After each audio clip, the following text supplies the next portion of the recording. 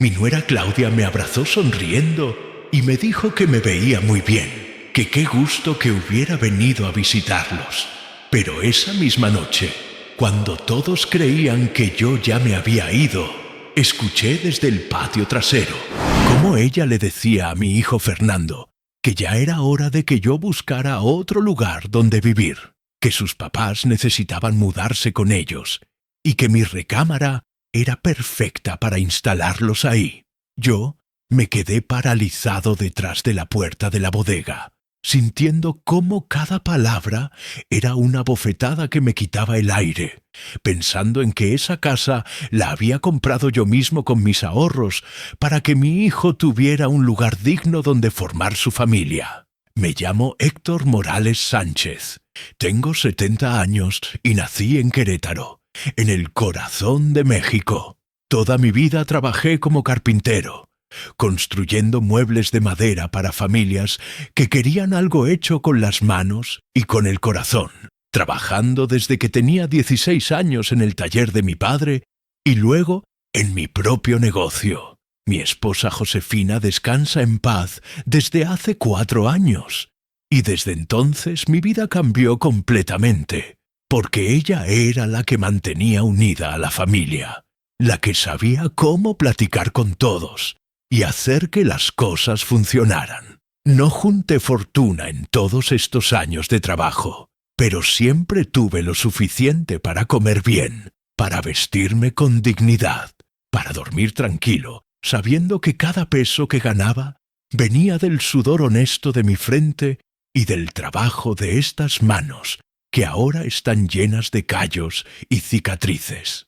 Yo crié a Fernando solo, después de que mi Josefina murió, aunque para entonces él ya era un hombre adulto de 38 años, casado con Claudia y con 2 hijos, mis nietos Mateo y Sofía. Recordé cuando Fernando era un chamaco de apenas 7 años y se metía a mi taller los domingos, preguntándome si podía ayudarme a lijar la madera, con esos ojos brillantes llenos de admiración, diciéndome que cuando fuera grande quería ser carpintero como yo. Yo le enseñaba con paciencia cómo sostener el cepillo, cómo sentir la textura de la madera, cómo respetar cada pieza, porque cada árbol había dado su vida para convertirse en algo útil y hermoso. Me pregunté en qué momento ese niño que me veía como su héroe se convirtió en este hombre que ahora permitía que su esposa planeara echarme de la casa que yo mismo le había dado. Fernando trabajaba como contador en una empresa mediana, ganando lo justo para mantener a su familia, pero sin poder ahorrar mucho, porque la vida en la ciudad es cara y los niños necesitan escuela, ropa, comida. Hace 3 años él llegó a mi casa en la colonia donde yo vivía, una casita modesta pero cómoda que había comprado con mis ahorros de toda la vida, y me platicó que estaba en problemas porque el dueño de la casa que rentaban les había avisado que necesitaba el inmueble para su hijo, que tenían 2 meses para desocupar. Yo lo vi ahí sentado en mi sala, con la cabeza entre las manos, preocupado por su familia, y recordé todas las veces que él había estado ahí para mí, cuando Josefina murió, cómo me acompañó en el velorio, cómo me ayudó con los trámites del sepelio, cómo venía a visitarme cada semana para asegurarse de que yo estuviera bien. Esa misma tarde tomé la decisión de vender mi casita y juntar ese dinero con mis ahorros para comprarle una casa más grande a Fernando, un lugar donde su familia pudiera vivir tranquila sin tener que preocuparse por rentas que subían cada año. Yo no necesitaba mucho espacio, me dije a mí mismo. Con una recámara pequeña, para mí era suficiente. Lo importante era que mi hijo y mis nietos tuvieran un techo seguro sobre sus cabezas. Platiqué con mi compadre don Lauro, un maestro de obra que había sido mi amigo desde hacía más de 40 años, y le conté mi plan de vender mi casa para ayudar a Fernando. Don Lauro me miró serio y me dijo que tuviera cuidado, que el mundo había cambiado mucho que era mejor dejar la nueva casa a mi nombre, aunque fuera para Fernando, que así yo estaría protegido por si las cosas se ponían difíciles. Yo me reí de su preocupación en ese momento, diciéndole que Fernando era mi hijo, que él jamás me haría nada malo, pero don Lauro insistió tanto que al final acepté su consejo. Encontramos una casa bonita en una colonia tranquila, con 3 recámaras, sala amplia, comedor, cocina con estufa nueva y un patio trasero donde los niños podían jugar. Yo vendí mi casita, saqué todos mis ahorros del banco y junté el dinero suficiente para comprarla de contado. El notario me preguntó a nombre de quién iba a quedar la escritura, y yo le dije que a mi nombre, Héctor Morales Sánchez, siguiendo el consejo de don Lauro, aunque en el fondo me sentía mal por no poner el nombre de Fernando. Cuando le entregué las llaves a mi hijo, él me abrazó con lágrimas en los ojos, diciéndome que yo era el mejor padre del mundo, que nunca iba a olvidar este sacrificio, que esa casa era tanto mía como de él. Claudia también me abrazó y me dio las gracias, aunque ahora que lo pienso, ese abrazo no tuvo el mismo calor que el de Fernando. El día de la mudanza, yo llegué temprano para ayudarles a acomodar los muebles, cargando cajas a pesar de que mis rodillas ya no eran las mismas de antes.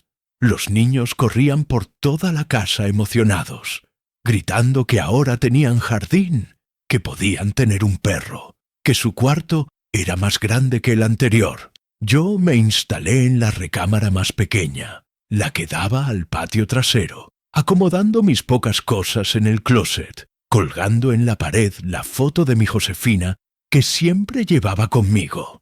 Fernando me dijo que me pusiera cómodo, que esa era mi casa, que podía usar la cocina cuando quisiera, que nos turnaríamos para cocinar y limpiar como una familia de verdad. Y si estás escuchando esta historia y te está llegando al corazón, suscríbete al canal, porque necesito que más personas escuchen lo que pasó después. Porque a veces uno necesita saber que no está solo cuando la vida le da estas jugadas tan duras. Esa primera semana todo fue tranquilo y hasta agradable.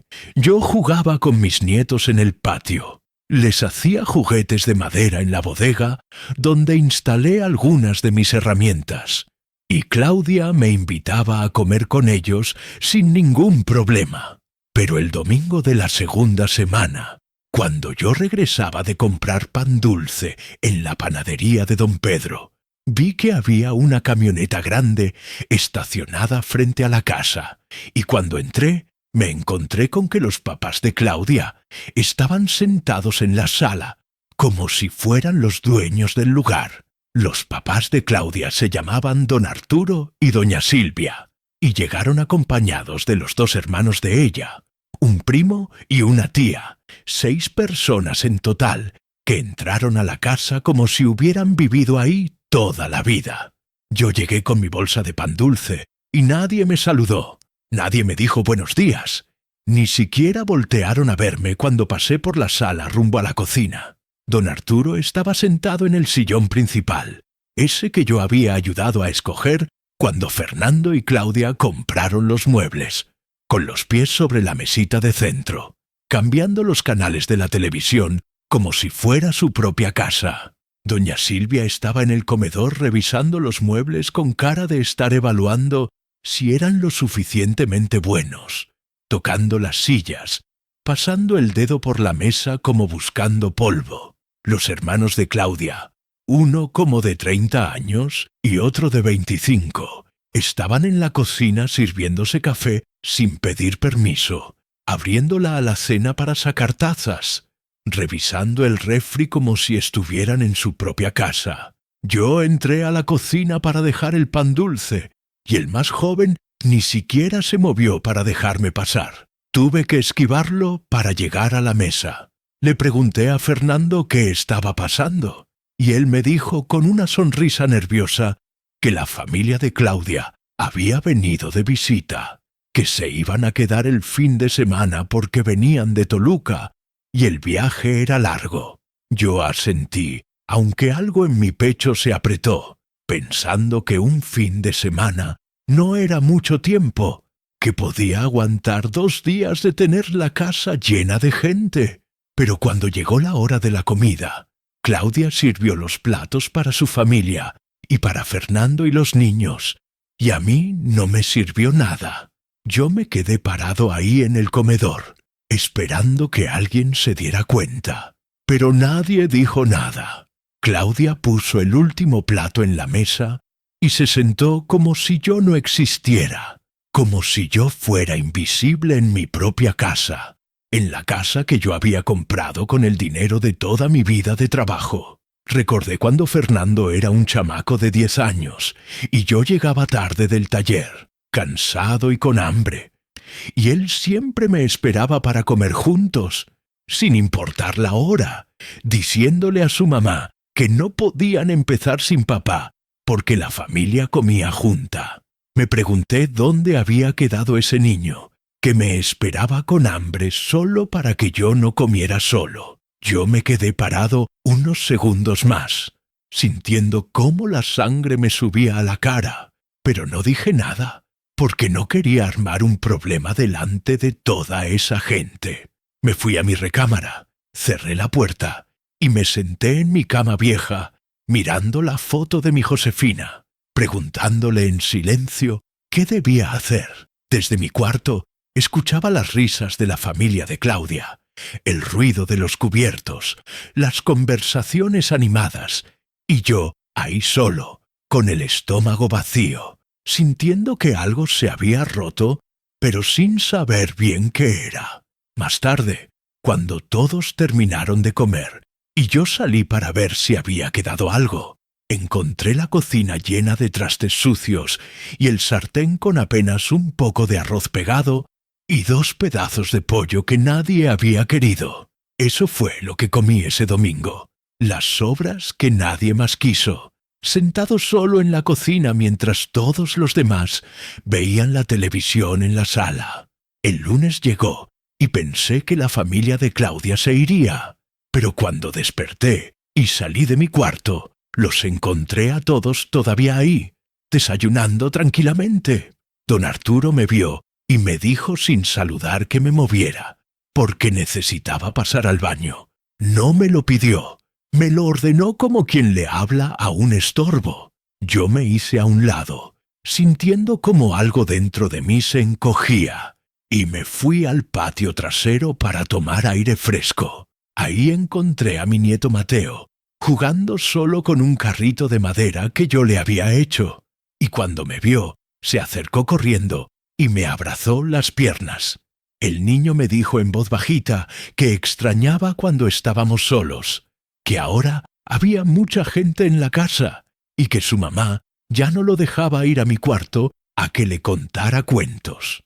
Le revolví el pelo con cariño y le prometí que pronto todo volvería a ser como antes, aunque en el fondo yo no estaba seguro de que eso fuera cierto. Esa semana la familia de Claudia siguió en la casa, ocupando la sala todo el día, usando el baño por horas, llenando el refri con sus cosas y sacando las mías sin preguntarme. Yo empecé a sentirme como un extraño en la casa que yo mismo había comprado, evitando estar en las áreas comunes, saliendo a caminar por la plaza del barrio, solo para no tener que ver cómo me trataban, como si yo fuera invisible. Fernando estaba cada vez más callado, evitando mi mirada cuando yo intentaba platicar con él, y Claudia me hablaba solo cuando necesitaba que yo me moviera de algún lugar o que le hiciera espacio a su familia. Una noche escuché a doña Silvia diciéndole a Claudia que la recámara donde yo dormía era perfecta para ellos, que tenía buena ventilación y estaba cerca del baño, que yo podía buscar otro lugar más pequeño.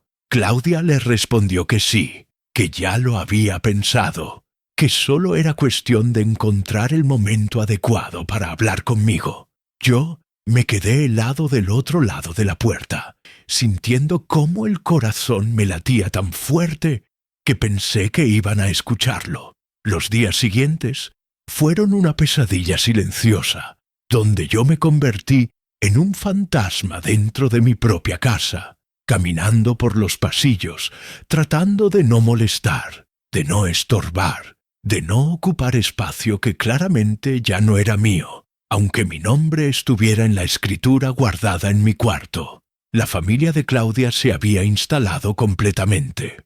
Don Arturo ya ni siquiera fingía cortesía cuando me veía, simplemente me ignoraba o me hacía gestos con la mano para que me quitara de su camino cuando él necesitaba pasar. Doña Silvia había tomado control de la cocina como si fuera la dueña, moviendo mis trastes a los estantes más altos donde yo apenas podía alcanzarlos, guardando mi café en la parte de atrás del refri, usando mi comal para hacer sus tortillas sin siquiera lavarlo después.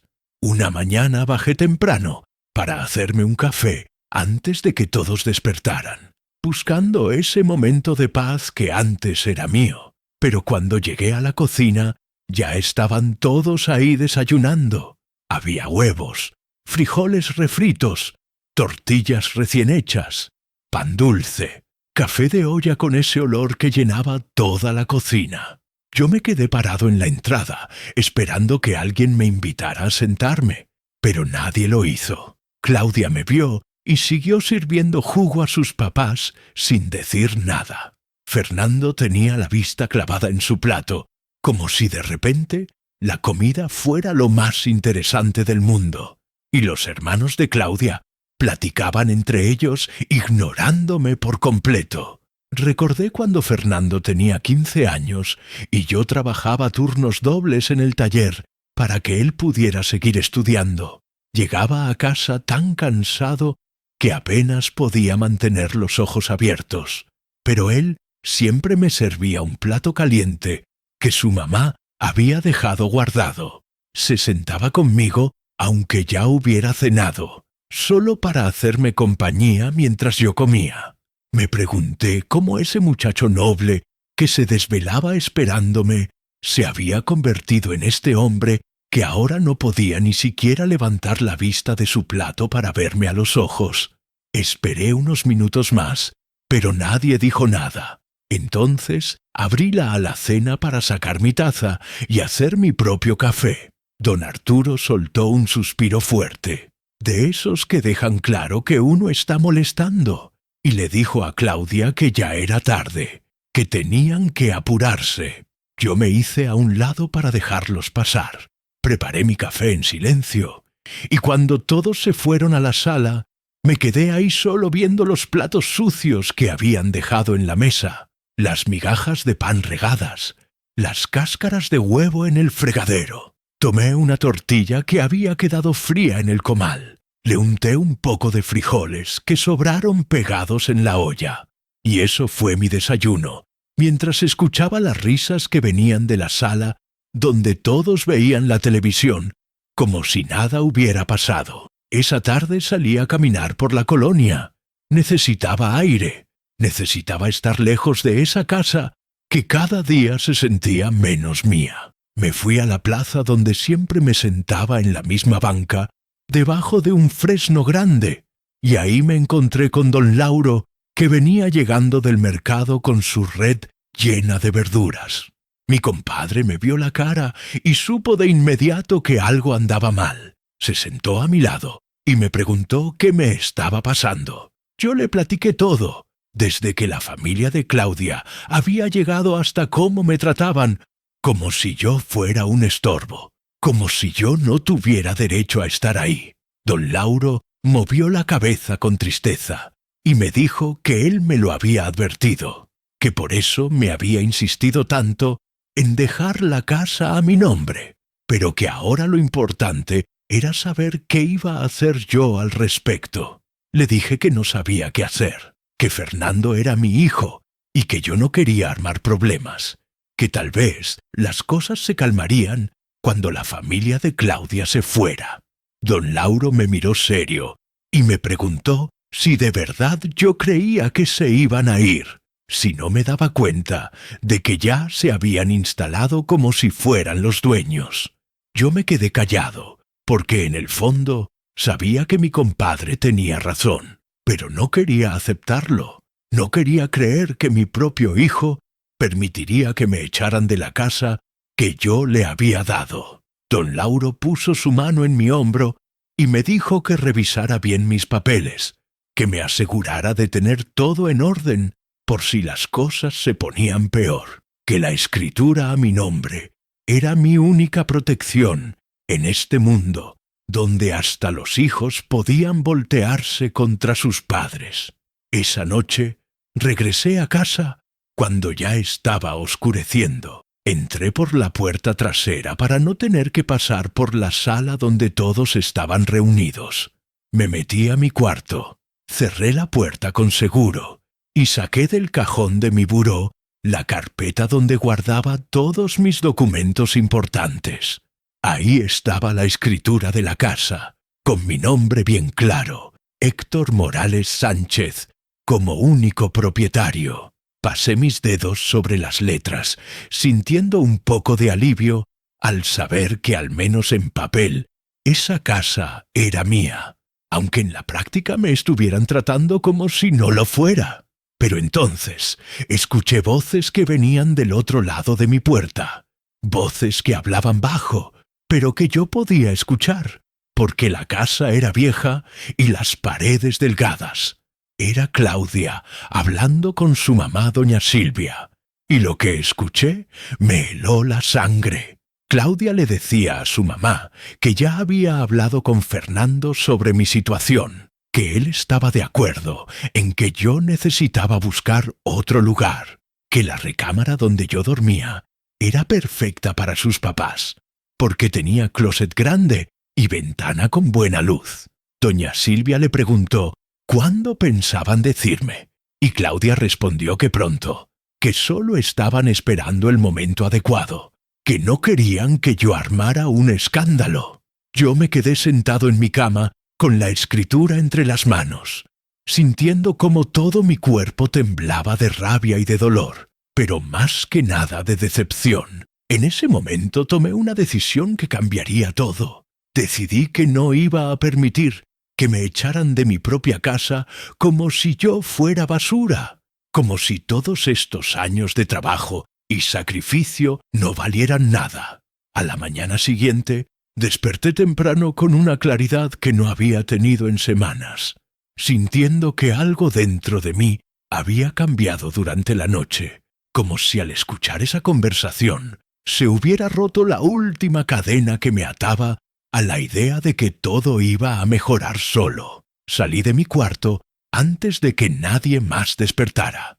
Me preparé mi café en silencio y en lugar de esconderme como había estado haciendo, me senté en el comedor a tomármelo tranquilo, disfrutando el sabor amargo que me recordaba las mañanas en mi viejo taller cuando la vida era más sencilla. Cuando don Arturo bajó y me vio ahí sentado, me miró con cara de sorpresa, como si yo no tuviera derecho a usar mi propio comedor. Pero yo no me moví. Simplemente le di los buenos días y seguí tomando mi café, mientras él gruñía algo que no alcancé a escuchar. Esa misma mañana fui al mercado y compré comida solo para mí, carne para hacer un guisado, verduras frescas, tortillas recién hechas, pan dulce de la panadería de don Pedro. Cuando regresé, guardé todo en una bolsa de plástico con mi nombre escrito en marcador negro y la puse hasta atrás del refri, en la parte que antes era mía, antes de que la familia de Claudia invadiera cada espacio. A la hora de la comida, cuando todos se sentaron a comer lo que Claudia había preparado para su familia, yo saqué mi comida, calenté mi guisado en una ollita pequeña, me serví mi propio plato y comí en la mesa de la cocina, sin pedirle nada a nadie. Claudia me miró con cara de sorpresa y luego con molestia, pero no dijo nada, aunque yo podía sentir su mirada clavada en mi espalda mientras yo comía tranquilo. Los siguientes días establecí mi propia rutina como si estuviera viviendo solo. Salía temprano a la plaza a platicar con don Lauro y otros amigos que se reunían ahí todas las mañanas. Hombres de mi edad que habían trabajado toda su vida y que ahora disfrutaban de sus últimos años en paz. Yo les platicaba lo que estaba pasando en mi casa y ellos me aconsejaban que no me dejara, que defendiera lo que era mío, que la dignidad no se negocia ni siquiera con la familia.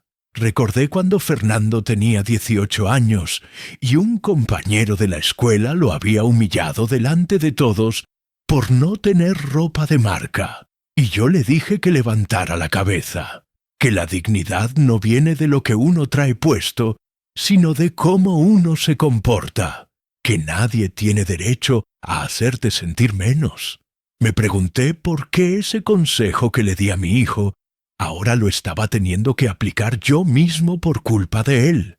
Una tarde, cuando regresé de mis salidas, encontré que alguien había movido las cosas en mi cuarto. Mis camisas estaban dobladas diferente, mis zapatos no estaban donde yo los había dejado, y mi caja de herramientas que guardaba en el closet estaba en el piso como si alguien la hubiera sacado para buscar algo. Sentí la rabia subirme por la garganta, pero respiré hondo. Conté hasta 10, como me enseñó mi Josefina, cuando yo perdía la paciencia. Y en lugar de gritar, fui a la ferretería de don Esteban en la esquina. Compré un candado nuevo, de esos grandes y pesados que usan en las bodegas. Regresé a casa y lo instalé en mi puerta, sin pedirle permiso a nadie. Cuando Claudia lo vio esa noche, me preguntó con voz cortante por qué había puesto un candado, y yo le respondí con toda la calma que pude juntar que era mi recámara y que tenía derecho a proteger mis cosas. Fernando llegó del trabajo esa noche, y Claudia le contó del candado como si yo hubiera cometido un crimen terrible, pero mi hijo solo me miró cansado y me preguntó si de verdad era necesario. Yo le dije que sí, que alguien había movido mis cosas y que yo necesitaba mi privacidad, que no estaba pidiendo mucho, solo respeto. Fernando suspiró y se fue sin decir más, y yo me metí a mi cuarto con candado, sintiendo que había ganado una pequeña batalla, pero sabiendo que la guerra apenas comenzaba. Esa noche saqué otra vez la escritura y la guardé en una bolsa de plástico sellada que escondí entre mi ropa interior, en el último cajón de la cómoda donde nadie más revisaría. Los días pasaban y la tensión en la casa crecía como agua que va llenando una tinaja hasta que se desborda. Don Arturo ya no me saludaba directamente. Tier solo hacía comentarios en voz alta para que yo escuchara, diciendo cosas como que algunos viejos no sabían cuándo ya no eran bienvenidos, que había gente que se aprovechaba de la bondad de otros. Yo escuchaba todo sin responder, tragándome las palabras que querían salir de mi boca, porque sabía que si empezaba a contestar iba a terminar diciendo cosas que no se podían retirar. Recordé cuando Fernando tenía 12 años y le enseñé a usar el cepillo de carpintero. ¿Cómo le expliqué que la paciencia era la herramienta más importante? Que la madera no se deja trabajar con prisa, que hay que ir despacio, con cuidado, sintiendo cada movimiento. Esa paciencia que le enseñé ahora la estaba usando yo, pero no para trabajar madera, sino para soportar humillaciones. Un sábado por la tarde encontré a mi nieto Mateo llorando escondido en la bodega del patio, entre mis herramientas viejas y los muebles que yo había hecho años atrás. Me senté a su lado sin decir nada, esperando a que él me platicara qué le pasaba. Y después de un rato, el niño me dijo que su mamá le había prohibido venir a mi cuarto, que le dijo que yo estaba enojado y que era mejor que no me molestara. Yo sentí cómo se me partía el corazón al escuchar eso, al darme cuenta de que Claudia estaba usando a mi propio nieto en mi contra. alejándolo de mí como si yo fuera un peligro.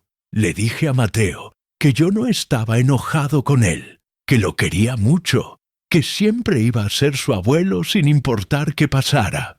Y el niño me abrazó fuerte mientras yo parpadeaba rápido para que no viera las lágrimas que se me querían salir. Esa noche, cuando todos dormían, yo me quedé despierto mirando el techo de mi recámara, pensando en todo lo que había pasado, en cómo había llegado a este punto, donde mi propia familia me trataba como un estorbo. Pensé en mi Josefina y en lo que ella me diría si estuviera viva.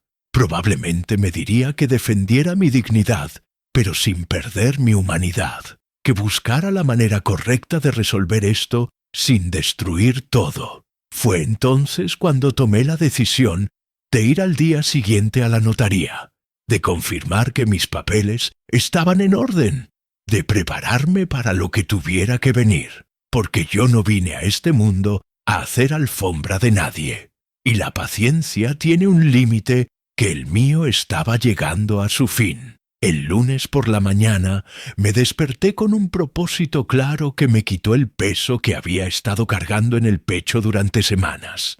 Me arreglé con mi camisa más limpia, me peiné bien y salí de la casa antes de que nadie bajara a desayunar. Caminé hasta la notaría pública que quedaba en el centro, un edificio viejo de 2 pisos con paredes de cantera, donde el licenciado Mendoza tenía su oficina desde hacía más de 30 años. Llegué cuando apenas estaban abriendo. La secretaria me hizo pasar y ahí estaba el licenciado, un señor de unos 60 años, con lentes gruesos y una sonrisa amable, que me recibió preguntándome en qué podía ayudarme. Yo saqué mi escritura de la bolsa de plástico donde la traía guardada y se la mostré. Le expliqué que necesitaba confirmar que todo estaba en orden, que esa casa era legalmente mía y que nadie podía quitármela. El licenciado Mendoza revisó los documentos con cuidado, pasando sus dedos por cada página, leyendo cada línea con esa atención que solo los que conocen bien su trabajo pueden dar. Después de unos minutos, levantó la vista y me dijo con voz clara que todo estaba perfectamente en regla, que la casa estaba registrada a mi nombre como único propietario, que yo tenía todo el derecho legal de decidir quién vivía ahí y quién no. Me explicó que aunque yo hubiera comprado la casa pensando en mi hijo, mientras mi nombre estuviera en la escritura, yo era el dueño absoluto, y que si alguien quería sacarme de ahí, necesitaría una orden judicial que ningún juez daría si yo no quería irme. Sentí como un peso enorme se me quitaba de los hombros al escuchar esas palabras, al confirmar que legalmente yo tenía el control, aunque en mi propia casa me estuvieran tratando como si no lo tuviera. Le pregunté al licenciado qué podía hacer si había personas viviendo en mi casa que yo no había invitado. Personas que estaban ahí sin mi permiso y que me estaban haciendo la vida imposible. Él me explicó que yo tenía todo el derecho de pedirles que se fueran, que si ellos se negaban, yo podía iniciar un proceso de desalojo, que con los documentos que yo tenía, el caso sería muy sencillo de resolver. Me dio su tarjeta y me dijo que cuando yo decidiera tomar acción, lo buscara, que él me ayudaría con todo el proceso legal. Salí de esa oficina sintiendo que había recuperado algo de mi poder, que ya no estaba completamente indefenso como me había sentido las últimas semanas, que yo también tenía cartas que jugar en este juego cruel que mi propia familia había empezado. Esa tarde pasé por el banco y saqué todos mis ahorros que aún me quedaban. No era mucho, pero era suficiente para lo que yo necesitaba. Los guardé en un sobre amarillo que escondí en el mismo lugar donde tenía la escritura. Luego fui a visitar a don Lauro a su casa, una casita modesta donde vivía solo desde que su esposa había muerto años atrás. Mi compadre me recibió con café y pan dulce. Nos sentamos en su patio bajo la sombra de un árbol de níspero, y yo le platiqué todo lo que había hecho esa mañana. Don Lauro asintió con aprobación y me dijo que había hecho lo correcto, que ahora lo importante era esperar el momento indicado para actuar, que no me apresurara pero que tampoco dejara que me siguieran pisoteando. Mientras platicábamos, recordé la vez que Fernando tenía 25 años y había tenido problemas en su trabajo, un jefe abusivo que lo humillaba delante de todos. Y yo le aconsejé que no aguantara esas faltas de respeto, que buscara otro empleo donde lo valoraran, que nadie tiene derecho a tratar mal a otro ser humano. Fernando siguió mi consejo y renunció a ese trabajo. Encontró uno mejor donde lo trataban con dignidad, y yo me sentí orgulloso de que mi hijo hubiera aprendido a defenderse. Me pregunté cómo ese mismo hombre que había aprendido a no dejarse humillar, ahora permitía que su familia me humillara a mí en mi propia casa, como si todas esas lecciones que le di se las hubiera llevado el viento. Cuando regresé a casa ese día, ya era tarde. Entré por la puerta principal y me encontré con una escena que me hizo hervir la sangre, aunque traté de mantener la calma. La familia de Claudia había movido mis muebles del patio, esa mesa vieja de madera que yo mismo había hecho hacía 20 años, las sillas donde me sentaba a tomar el fresco por las tardes. Todo lo habían apilado en un rincón, como si fuera basura para hacer espacio para sus propias cosas. Don Arturo había instalado una parrilla nueva en el lugar donde antes estaba mi mesa. Doña Silvia estaba colgando macetas en los ganchos donde yo tenía mis herramientas. Y los hermanos de Claudia estaban pintando la pared del patio de un color que yo no había escogido ni me habían consultado. Me acerqué con paso firme y les pregunté con voz controlada quién les había dado permiso de mover mis cosas y hacer cambios en mi casa. Don Arturo ni siquiera dejó de trabajar en su parrilla. Simplemente me dijo que estaban mejorando el espacio, que la casa necesitaba renovarse, que yo debería estar agradecido de que ellos estuvieran invirtiendo tiempo en arreglar lo que yo había dejado descuidado. Sentí la rabia subiéndome por el pecho como lava de volcán, pero respiré hondo y les dije con toda la firmeza que pude juntar que quería mis muebles de vuelta en su lugar, que esa casa era mía y que cualquier cambio tenía que ser consultado conmigo primero. Doña Silvia soltó una risa burlona y me dijo que yo estaba muy viejo para andar de gruñón, que ellos solo querían ayudar, que yo debería relajarme. Claudia salió al patio en ese momento y en lugar de apoyarme, me dijo que no hiciera tanto problema por unas cosas viejas, que mis muebles ya estaban muy gastados, que era mejor dejar que su familia hiciera las mejoras que la casa necesitaba. Fernando apareció detrás de ella con cara de incomodidad, pero sin decir nada, evitando mi mirada como había estado haciendo durante semanas, y yo sentí que algo dentro de mí se rompió definitivamente.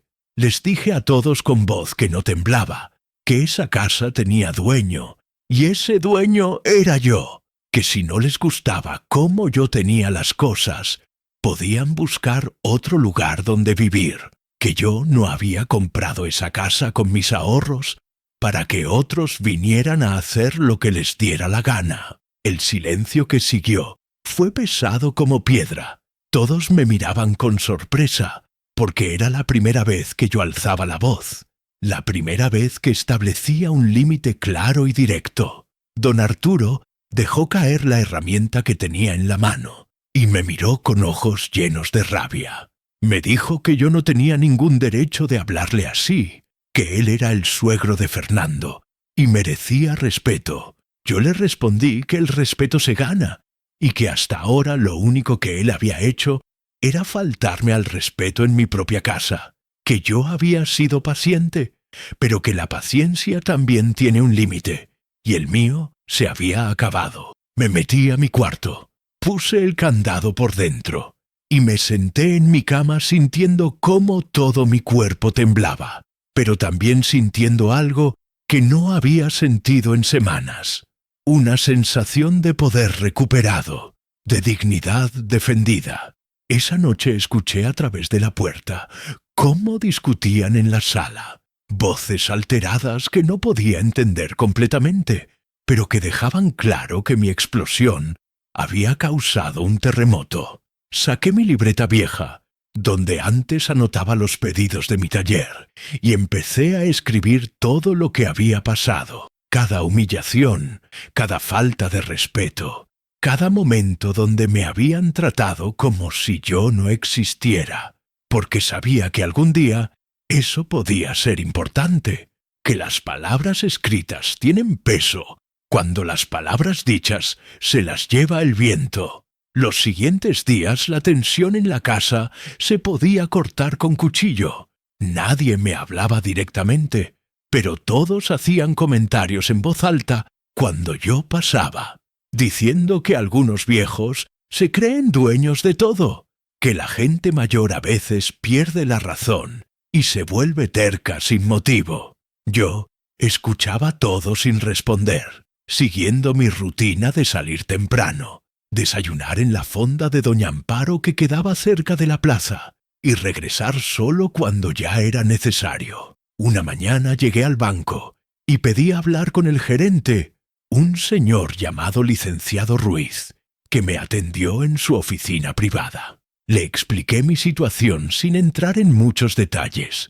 Simplemente le dije que necesitaba asegurarme de que mi cuenta estuviera protegida, que solo yo pudiera hacer movimientos, que nadie más tuviera acceso a mi dinero. El licenciado Ruiz revisó mi cuenta en su computadora y me confirmó que todo estaba seguro, que solo con mi identificación y mi firma se podía sacar dinero, que yo no tenía que preocuparme. Saqué la mitad de lo que me quedaba en efectivo y lo guardé en el sobre amarillo, junto con mis otros documentos importantes, porque algo en mi instinto me decía que era mejor tener ese dinero cerca, donde yo pudiera controlarlo. Salí del banco sintiendo que cada paso que daba era un ladrillo más en la muralla que estaba construyendo para protegerme, para proteger lo que era mío de gente que creía que podía quitármelo solo, porque yo era viejo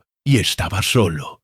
Esa tarde fui otra vez a ver al licenciado Mendoza en la notaría. Esta vez llevaba una lista de preguntas que había escrito en mi libreta durante las noches de insomnio. Le pregunté cuánto tiempo tomaría un proceso de desalojo si yo decidiera iniciar uno, qué documentos necesitaba, cuánto costaría, si había manera de hacerlo rápido. El licenciado me explicó con paciencia todo el proceso.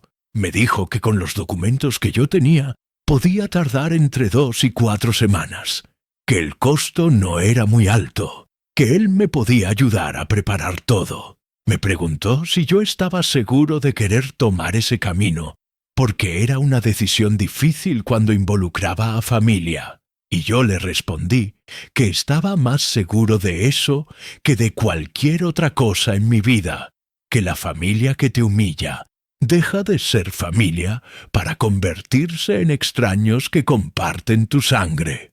Salí de la notaría con un folder lleno de papeles que explicaban el proceso legal, instrucciones de qué hacer, formatos que había que llenar, todo organizado como si fuera una receta para recuperar tu propia dignidad.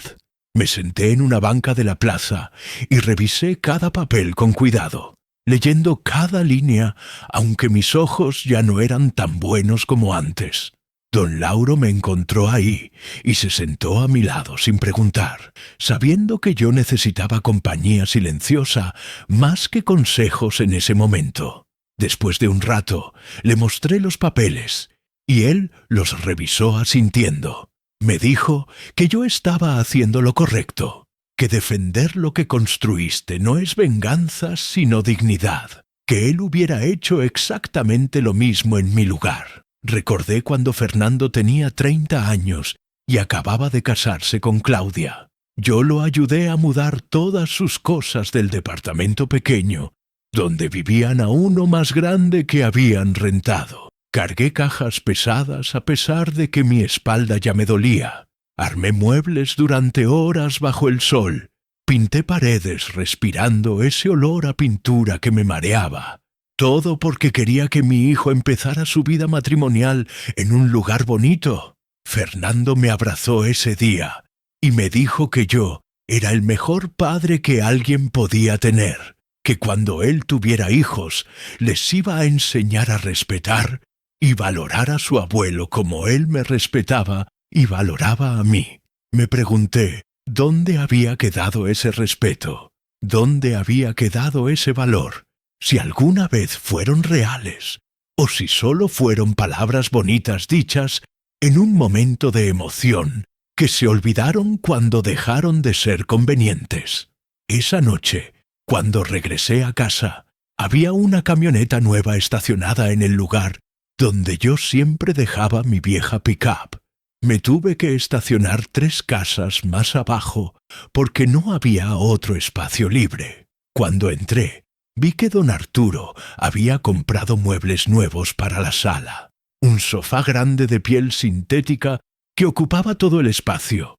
Una televisión enorme que habían colgado en la pared donde antes estaba el retrato de mi Josefina, que yo había mandado enmarcar años atrás. Busqué el retrato con la mirada y lo encontré tirado en un rincón detrás de la puerta. El vidrio del marco estaba roto y la foto tenía una esquina doblada. Sentí cómo la sangre me hervía en las venas, pero no dije nada. Recogí el retrato con cuidado como si fuera un tesoro frágil y me lo llevé a mi cuarto, donde lo puse sobre mi cómoda. Me senté en mi cama mirando esa foto de mi Josefina, su sonrisa dulce que siempre supo calmar mis enojos, sus ojos que me conocían mejor que nadie, y le hablé en voz baja como si ella pudiera escucharme. Le dije que perdonara a nuestro hijo porque yo ya no podía, que ella siempre fue más buena que yo, más comprensiva, más capaz de ver lo bueno en la gente, incluso cuando hacían cosas malas.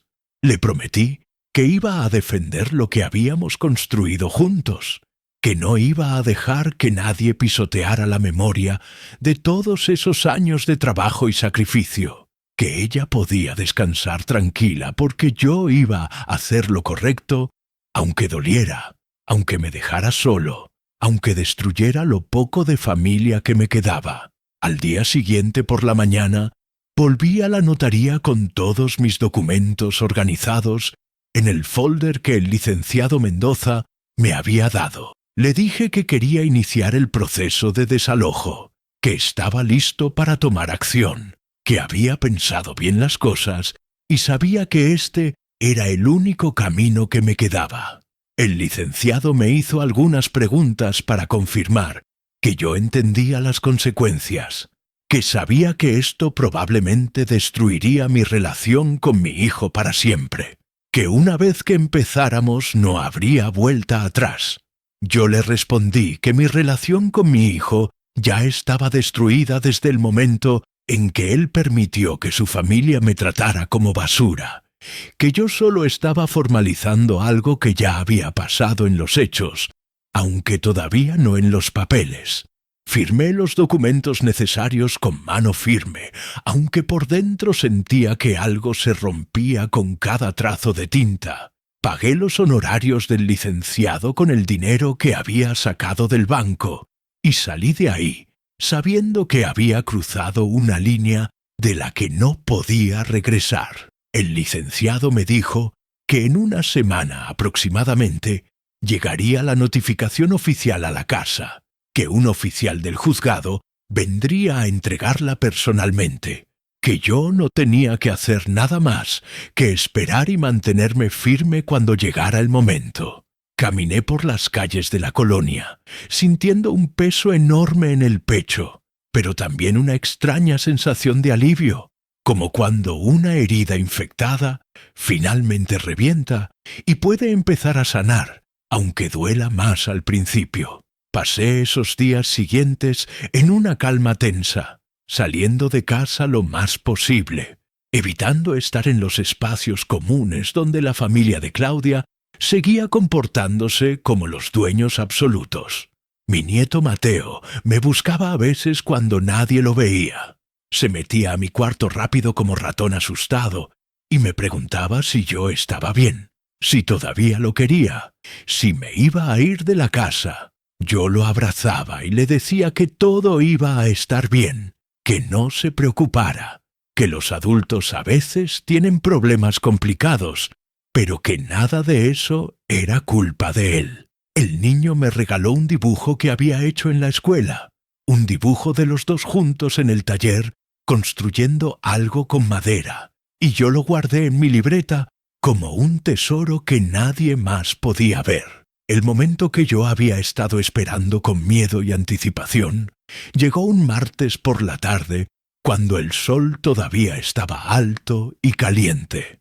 Yo estaba en mi cuarto leyendo el periódico cuando escuché que tocaban la puerta con fuerza, luego voces alteradas en la entrada, y después los pasos pesados de varias personas caminando hacia la sala. Me asomé por la ventana de mi cuarto que daba al frente y vi una camioneta oficial estacionada en la calle, el escudo del gobierno pintado en la puerta, y supe que había llegado el momento de la verdad. Salí de mi cuarto con calma, aunque el corazón me latía como tambor de guerra. Caminé hacia la sala donde encontré a toda la familia reunida alrededor de un señor uniformado que tenía papeles en la mano. El oficial me vio y me preguntó si yo era Héctor Morales Sánchez, propietario registrado de ese inmueble. Yo le dije que sí, que yo era, y él me entregó una copia de los documentos mientras leía en voz alta para que todos escucharan. Explicó que yo había iniciado un proceso de desalojo legal contra los ocupantes no autorizados de mi propiedad, que todos los presentes tenían un plazo de 10 días para desalojar el inmueble, que de no hacerlo se procedería con el desalojo forzoso con apoyo de las autoridades. El silencio que siguió fue tan pesado que podía sentirse en el aire como humedad antes de la lluvia. Todas las caras voltearon a verme con expresiones que iban desde la sorpresa hasta la rabia más pura. Claudia fue la primera en reaccionar. Se puso de pie gritando que esto era un error, que cómo yo me atrevía a hacer algo así, que Fernando era mi hijo y esta era su casa. El oficial le explicó con voz profesional y fría que según los registros oficiales, la casa estaba a nombre de Héctor Morales Sánchez como único propietario, que yo tenía todo el derecho legal de decidir quién vivía en mi propiedad y quién no, que las relaciones familiares no cambiaban los hechos legales. Don Arturo se acercó a mí con cara de furia y me preguntó cómo podía hacerle esto a mi propia familia. Y yo le respondí con voz que no temblaba, que la pregunta correcta era cómo ellos habían podido tratarme como me trataron en mi propia casa, la casa que yo compré con mis ahorros de toda una vida. Fernando estaba parado en una esquina, con la cara blanca como papel, mirándome como si no me reconociera, como si yo me hubiera convertido en un extraño delante de sus ojos. Recordé cuando él tenía 16 años y había llegado a casa llorando porque unos muchachos más grandes lo habían golpeado en la escuela. Como yo lo abracé y le dije que nadie tenía derecho a lastimarlo, que él era mi hijo y yo siempre lo iba a proteger, sin importar qué pasara. Recordé cuando tenía 22 años y se graduó de contador, cómo lo vi caminar por ese pasillo para recibir su título, sintiendo un orgullo tan grande que pensé que el pecho me iba a explotar. Recordé cuando me presentó a Claudia por primera vez, cómo me pidió mi bendición para casarse con ella, como yo se la di porque creí que ella lo haría feliz. Me pregunté en qué momento todas esas memorias hermosas se habían convertido en fantasmas que me perseguían. ¿En qué momento el amor se había transformado en esta cosa rota que ahora nos separaba, como un abismo sin fondo? Mi hijo finalmente encontró su voz y me preguntó con palabras entrecortadas por qué le estaba haciendo esto. ¿Por qué no habíamos podido platicar las cosas como familia?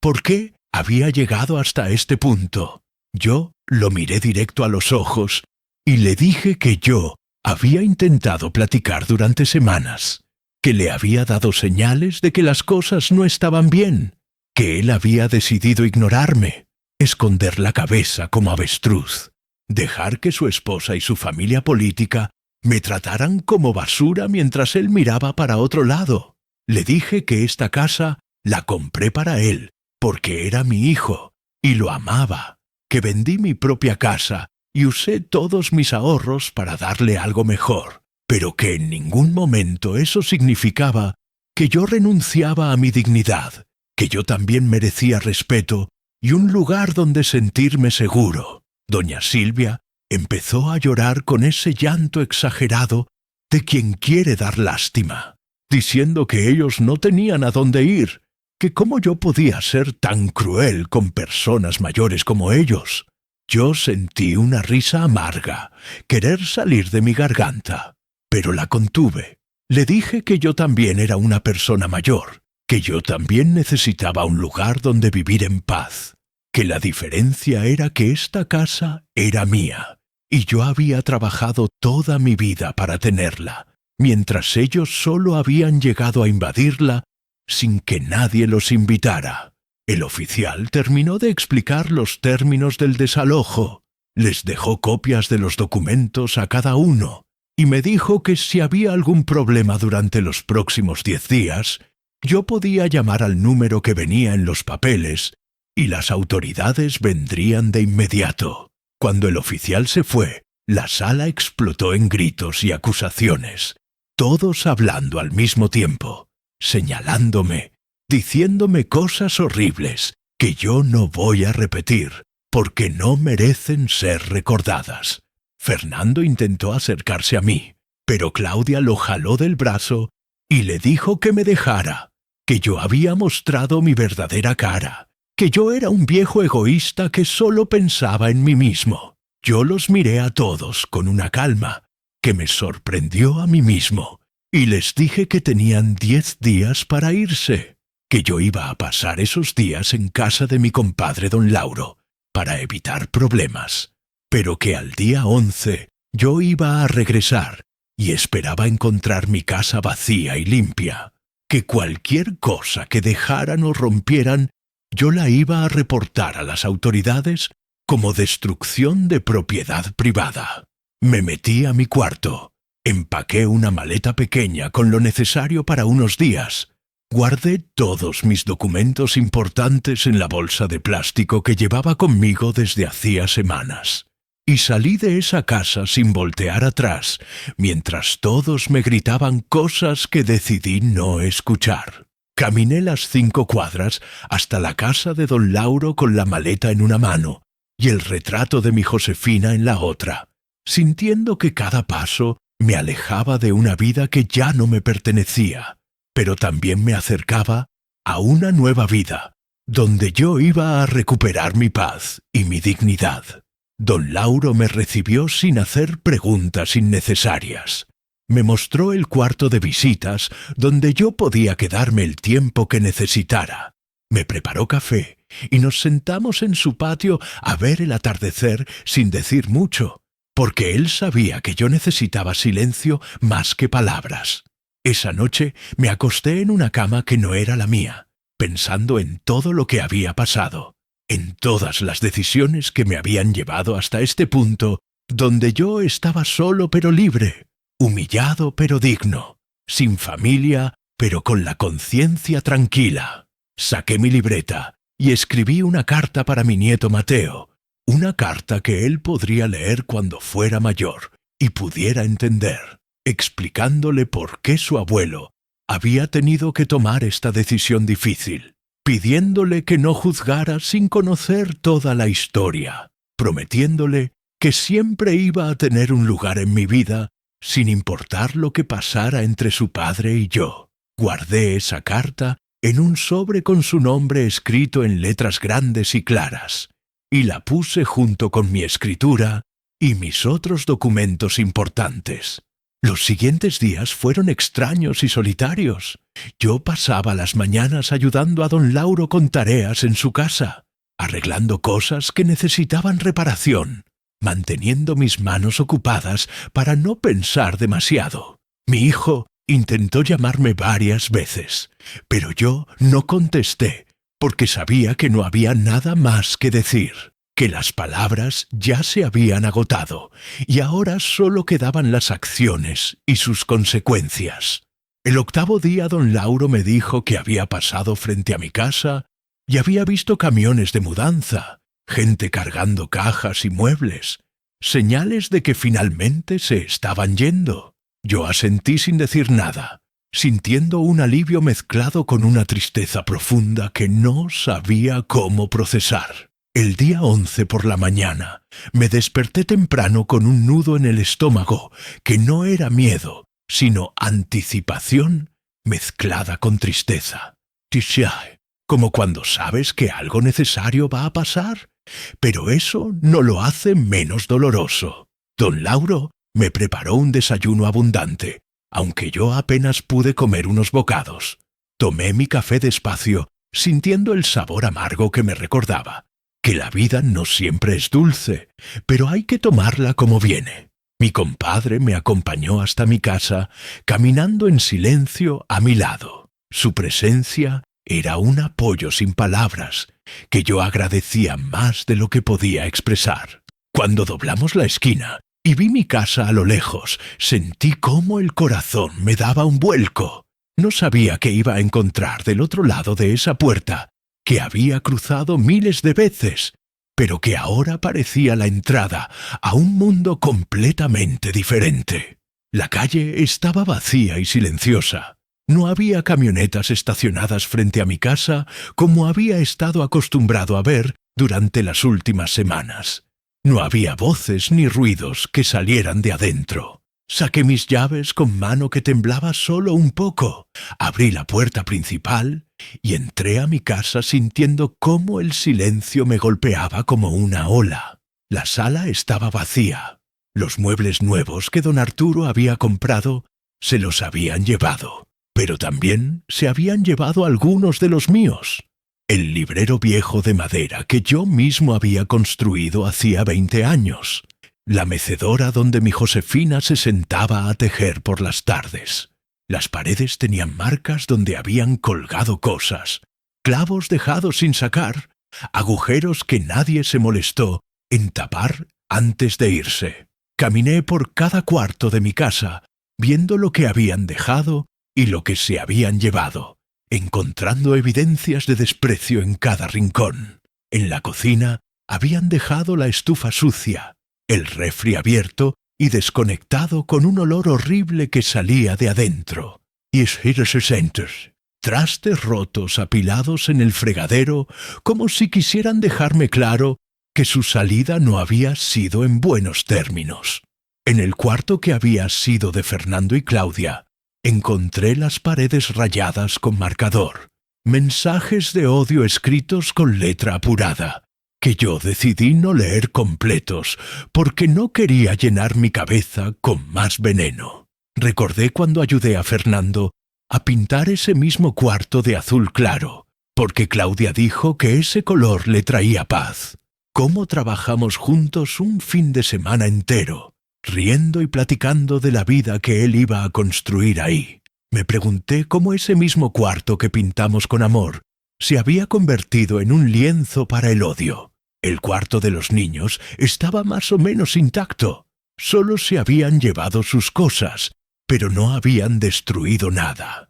Y eso me dio un pequeño alivio, porque significaba que al menos mis nietos no habían participado en esa venganza mezquina. En mi propio cuarto encontré que habían roto el espejo de mi cómoda. Habían vaciado mi closet, dejando toda mi ropa tirada en el piso, pisoteada con huellas de zapatos sucios. Habían cortado con tijeras algunas de mis camisas favoritas, dejándolas inservibles. Pero lo que más me dolió fue ver que habían encontrado mi libreta, donde yo escribía mis pensamientos, y la habían roto en pedazos pequeños que dejaron regados por todo el cuarto como confeti triste. Don Lauro puso su mano en mi hombro cuando me vio agachado recogiendo los pedazos de papel, y me dijo con voz firme que no dejara que esto me rompiera, que ellos habían mostrado quiénes eran realmente, y eso no era reflejo de quién era yo. En la sala encontré algo que me hizo sentir que el pecho se me iba a partir en dos. Mi nieto Mateo había dejado una carta sobre la mesita de centro, escrita con su letra de niño de 14 años en una hoja de cuaderno arrancada con los bordes irregulares. La leí con lágrimas que no pude contener. El niño me decía que lo perdonara por irse sin despedirse, que su mamá no lo había dejado hablar conmigo, que él me entendía, aunque no entendiera todo, que me quería mucho y siempre me iba a recordar como el abuelo que le enseñó a hacer cosas con las manos y le contaba historias del pasado.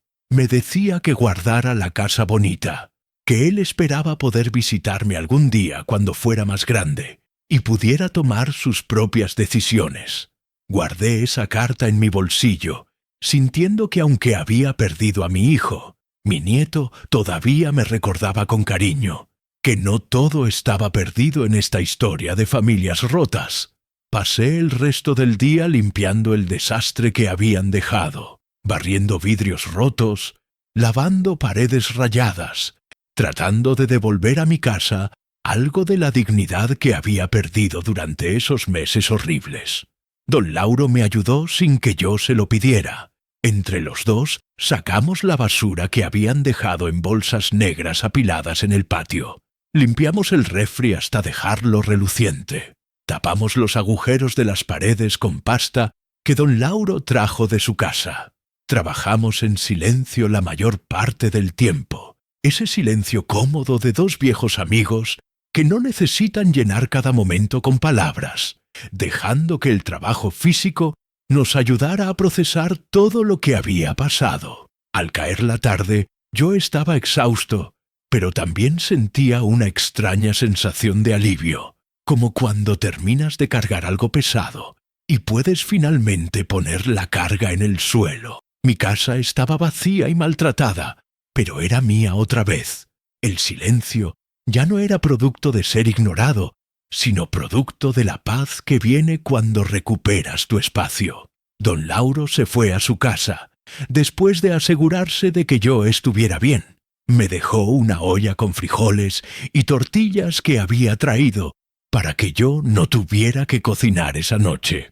Me senté en el piso de mi sala vacía, porque ya no tenía muebles donde sentarme.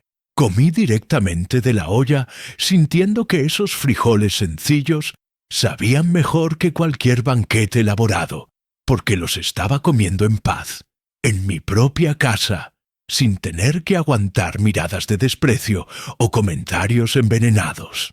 Esa noche, mi hijo Fernando me mandó un mensaje de texto, el primero que me enviaba desde que había empezado todo este proceso legal. El mensaje decía que él nunca me iba a perdonar lo que había hecho, que yo había destruido a su familia, que sus hijos me preguntaban por mí, y él no sabía qué decirles, que esperaba que yo estuviera feliz, ahora que me había salido con la mía y los había echado a la calle. Leí ese mensaje varias veces, sintiendo cómo cada palabra era una puñalada, pero también sintiendo una claridad que no había tenido antes. Le escribí una respuesta corta y directa. Le dije que yo no había destruido a su familia, sino que había defendido mi dignidad, que él había tenido semanas para poner un alto a los abusos de su familia política, pero había escogido el silencio y la complicidad, que las decisiones tienen consecuencias y esta era la consecuencia de sus decisiones. Le dije que mi puerta siempre estaría abierta para mis nietos, pero que él y Claudia no eran bienvenidos hasta que pudieran tratarme con el respeto que cualquier ser humano merece. No recibí respuesta a ese mensaje y no esperaba recibirla. Sabía que las palabras ya no servían para arreglar lo que se había roto, que ahora solo quedaba vivir con las consecuencias de las decisiones que todos habíamos tomado. Me acosté esa noche en mi cama, en mi cuarto vacío, mirando el techo que conocía de memoria, escuchando los sonidos nocturnos de la casa que crujía y se acomodaba como un ser vivo. Sentí una mezcla de emociones tan complicada que no podía nombrarlas todas. Había tristeza por lo que había perdido, pero también alivio por lo que había recuperado. Había dolor por la familia rota, pero también satisfacción por la dignidad defendida. Me dormí esa noche sabiendo que había hecho lo correcto, aunque lo correcto doliera como 1000 agujas clavadas en el corazón. Los días siguientes los dediqué a recuperar mi casa poco a poco. No solo limpiarla, sino hacerla mía otra vez. Borrar las huellas de esas semanas donde me sentí como extraño en mi propio hogar. Empecé por las paredes rayadas del cuarto que había sido de Fernando. Compré pintura blanca en la ferretería de don Esteban y pasé 2 días completos pintando cada centímetro, cubriendo esas palabras de odio con capas de blanco limpio que representaban un nuevo comienzo. Cada pasada de brocha era como borrar un mal recuerdo. Cada pared terminada era como cerrar un capítulo doloroso de mi vida. Don Lauro venía a ayudarme casi todos los días. A veces traía comida que había preparado. Otras veces simplemente se sentaba a platicar conmigo mientras yo trabajaba. Su compañía era un bálsamo para la soledad que a veces amenazaba con aplastarme. Una tarde estaba limpiando el patio trasero cuando encontré entre las herramientas olvidadas un sobre de semillas de rosal que mi Josefina había comprado años atrás y nunca llegó a plantar, porque la enfermedad se la llevó antes de que llegara la primavera. Sostuve ese sobre en mis manos, sintiendo una conexión con ella que me llenó de una calidez inesperada, como si ella me estuviera mandando una señal de que era tiempo de hacer crecer algo nuevo, donde antes solo había habido dolor. Preparé la tierra del jardín que estaba seca y descuidada. Cavé con mis manos, aunque me dolieran las rodillas, y planté esas semillas con el mismo cuidado que había puesto en construir muebles durante toda mi vida. Mientras regaba la tierra pensé que así como ese rosal iba a crecer desde la oscuridad hacia la luz, yo también estaba renaciendo después de haber estado enterrado bajo el peso de la humillación. Don Lauro me ayudó a conseguir muebles usados, pero en buen estado. Un sofá que un vecino suyo estaba vendiendo. Una mesa de comedor que encontramos en el tianguis del domingo. Sillas que yo mismo reparé y barnicé en el patio durante las tardes calurosas. Cada mueble que entraba a mi casa era escogido por mí, colocado donde yo quería, sin tener que pedir permiso ni consultar con nadie. La casa empezaba a llenarse otra vez, pero esta vez con cosas que yo elegía, con objetos que tenían mi aprobación, con espacios organizados según mi comodidad y no la de otros. Recordé cuando Fernando tenía 8 años y me ayudaba en el taller los sábados, cómo le enseñé que cada herramienta tiene su lugar y cada lugar tiene su propósito, que el orden no es solo estético, sino funcional. Me pregunté si él recordaba esas lecciones o si las había olvidado junto con todo lo demás que yo le había enseñado. Un sábado por la mañana, escuché que tocaban la puerta con suavidad, no como los golpes fuertes que daba la familia de Claudia, sino toquidos tímidos de alguien que no está seguro de ser bienvenido. Abrí la puerta y encontré a mi nieto Mateo parado ahí, con una mochila en la espalda y los ojos llenos de lágrimas contenidas. El niño me dijo que se había escapado de su casa nueva, que le había dicho a su mamá que iba a casa de un amigo, pero en realidad había venido a verme. Que solo tenía un par de horas antes de que lo empezaran a buscar, pero necesitaba verme para saber que yo estaba bien. Lo abracé fuerte sintiendo cómo el corazón se me expandía en el pecho. Lo hice pasar y le preparé un chocolate caliente con pan dulce mientras él me platicaba de su nueva casa, más pequeña y lejos de su escuela, compartiendo cuarto con su hermana, porque ya no había espacio suficiente. Mateo me preguntó si yo todavía estaba enojado con él, y yo le dije que nunca había estado enojado con él, que nada de esto era su culpa, que él era mi nieto, y siempre lo iba a querer sin importar dónde viviera o qué pasara entre su papá y yo. Le mostré el rosal que había plantado y le dije que era para él, que cuando creciera y diera flores iba a ser un recordatorio de que el amor verdadero sobrevive incluso cuando todo lo demás se marchita. El niño sacó de su mochila un cuaderno nuevo y me pidió que escribiera en él la historia de cómo yo construí mi vida, cómo aprendí el oficio de carpintero, cómo conocí a su abuela, todas las historias que yo le había contado en el pasado y que él quería tener por escrito para nunca olvidarlas. Pasamos esa hora escribiendo juntos, yo dictando y él escribiendo con su letra cuidadosa, creando un puente entre generaciones que nadie podía destruir. Cuando llegó la hora de que se fuera, lo acompañé hasta la esquina donde tomaba el camión. Le di dinero para el pasaje y un poco extra para que comprara algo que le gustara. Le hice prometer que me iba a llamar, seguido desde el teléfono de algún amigo, ya que su mamá le había prohibido hablar conmigo. El niño me abrazó una última vez y me dijo que cuando fuera mayor y pudiera decidir por sí mismo, iba a venir a vivir conmigo, que iba a aprender carpintería como yo le había prometido enseñarle. Lo vi subirse al camión y despedirse con la mano mientras el vehículo se alejaba, sintiendo una mezcla de tristeza y esperanza que me llenaba el pecho de una manera que no podía explicar con palabras. Esa misma semana fui a ver a un notario diferente del licenciado Mendoza, uno que me recomendó don Lauro, para hacer cambios en mi testamento.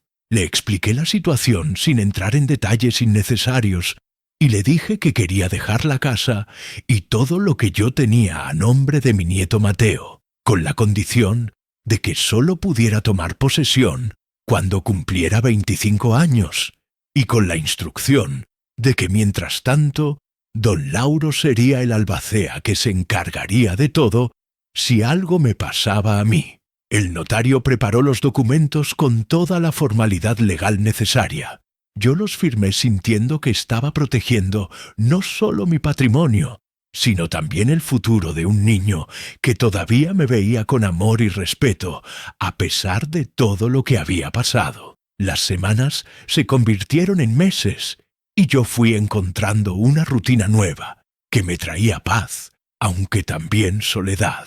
Me levantaba temprano y tomaba mi café en el patio viendo cómo el rosal empezaba a brotar, pequeños tallos verdes que salían de la tierra como dedos tímidos alcanzando el sol. Desayunaba tranquilo sin tener que esconder mi comida o comer sobras. Salía a caminar por la plaza y me sentaba con otros señores de mi edad a platicar de la vida, de los nietos, de los dolores de espalda y las memorias del pasado.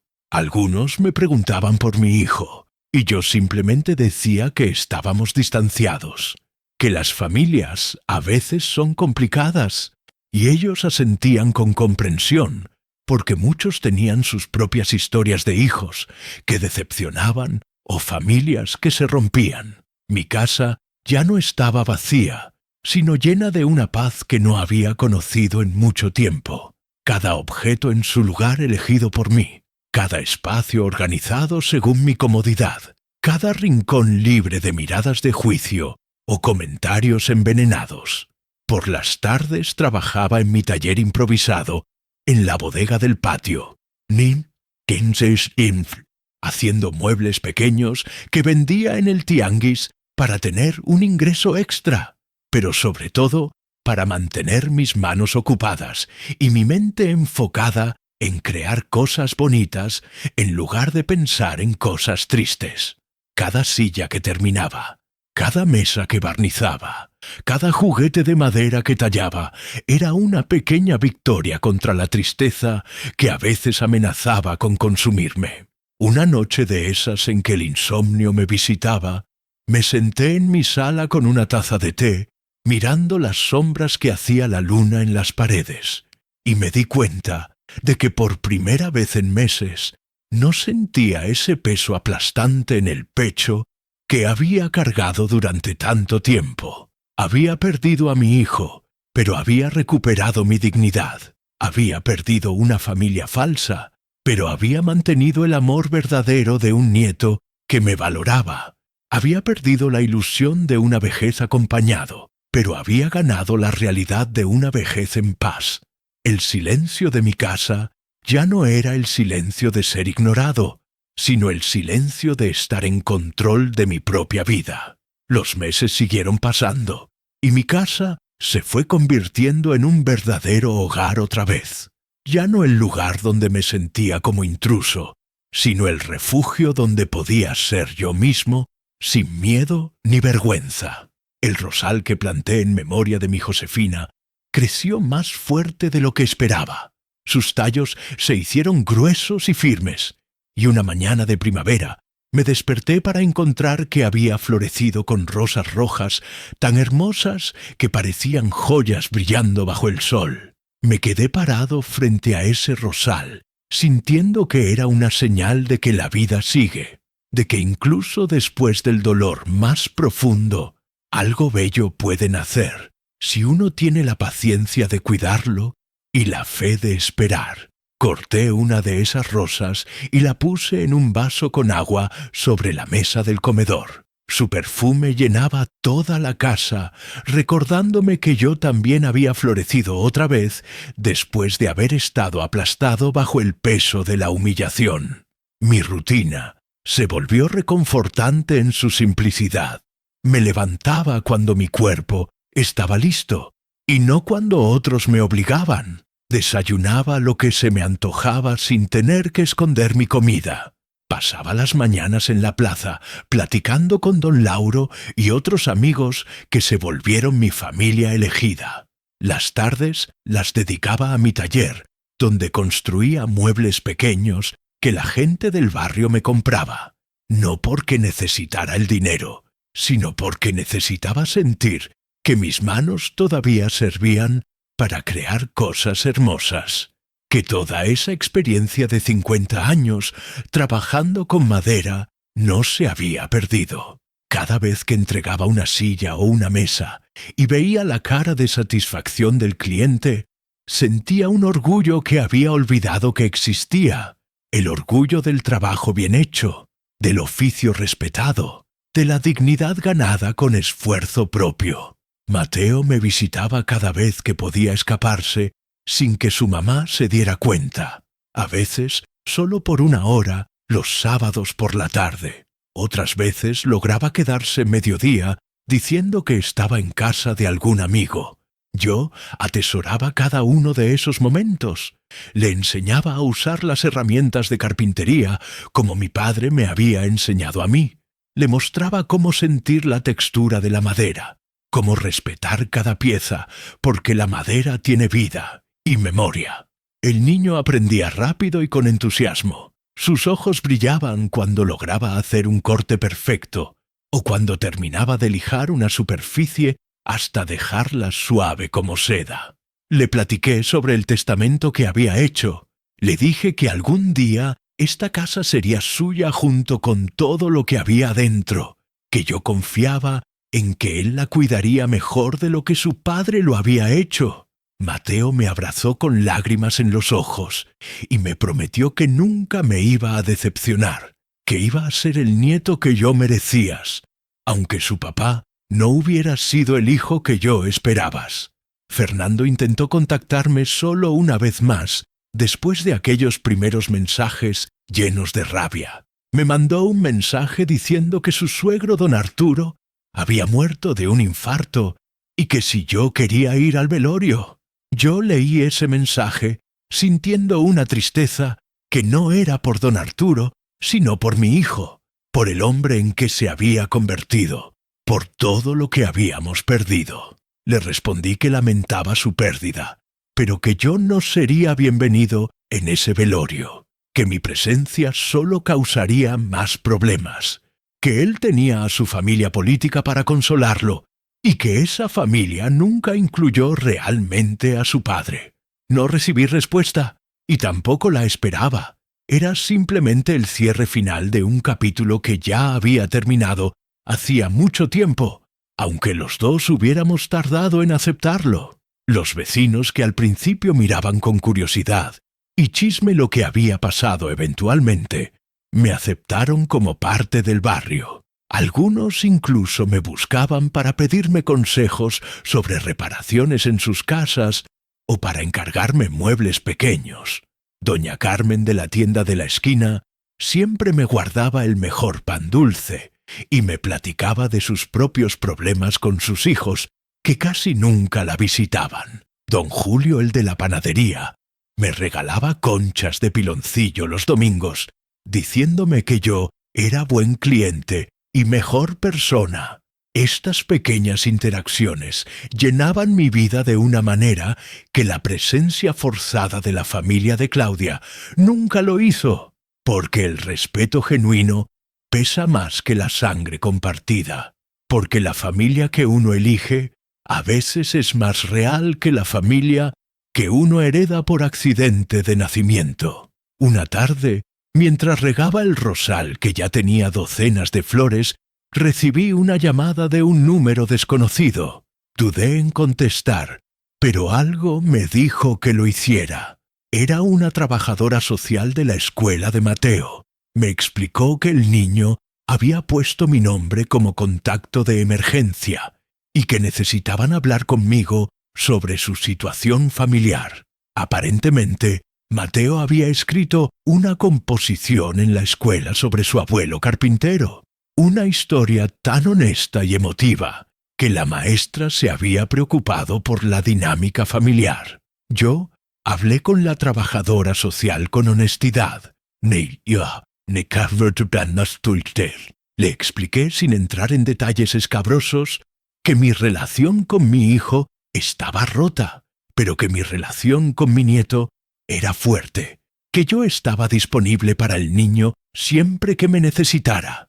Ella anotó todo y me agradeció por ser una presencia positiva en la vida de Mateo. Me dijo que no todos los niños tenían la suerte de tener un abuelo que los valorara tanto. El primer aniversario del día que recuperé mi casa lo celebré plantando otro rosal al lado del primero. En honor a todos los que alguna vez tuvieron que defender su dignidad contra su propia familia. Todos los que tuvieron que elegir entre ser pisoteados o estar solos.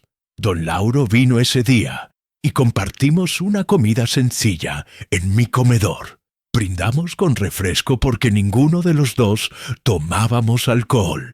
Y él me dijo algo que nunca voy a olvidar. Me dijo que yo era el hombre más valiente que conocía, no porque hubiera ganado una batalla legal, sino porque había tenido el coraje de ponerme a mí mismo primero cuando toda la vida había puesto a otros primero.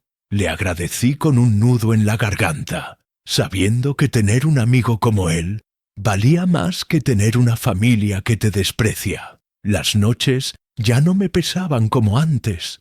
Podía dormir tranquilo, sabiendo que nadie iba a mover mis cosas o planear en secreto cómo echarme. Que la casa que escuchaba respirar en la oscuridad era verdaderamente mía en todos los sentidos que importaban.